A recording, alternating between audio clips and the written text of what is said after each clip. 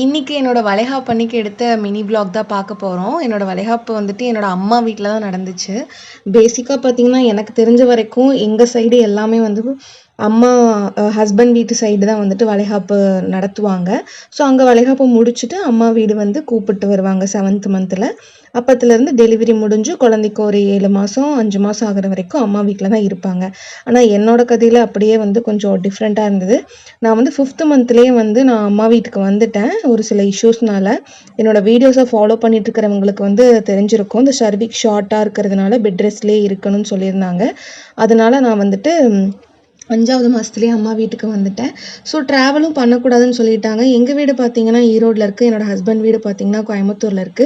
So travel பண்ணக்கூடாதுன்ற ஒரே ரீசனுக்காக வந்துட்டு என் ஹஸ்பண்டோட ரிலேட்டிவ்ஸ் எல்லாருமே எங்க வீட்டுக்கு வந்து நாங்க வந்து வளைகாப்பு ஃபங்க்ஷன் வந்து வச்சுக்கிட்டோம். அதுவுமே ரொம்ப ரொம்ப சிம்பிளா வச்சுக்கிட்டோம். என்னோட ஆசைக்காக தான் மேக்கப் கூட போட்டுக்கிட்டேன்.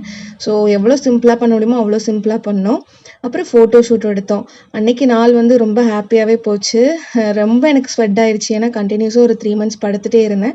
திடீர்னு மேக்கப் எல்லாம் போட்டுட்டு ஒரு கொஞ்சம் கூட்டம் முன்னாடி நிக்கும்போது ரொம்பவே வந்து வேர்த்து ஒழுக ஆரம்பிச்சிருச்சு. ஸோ என் ஹஸ்பண்டும் வந்துட்டாங்க. நாங்க ஃபோட்டோ ஷூட்லாம் ஸ்டார்ட் பண்ணிட்டோம்.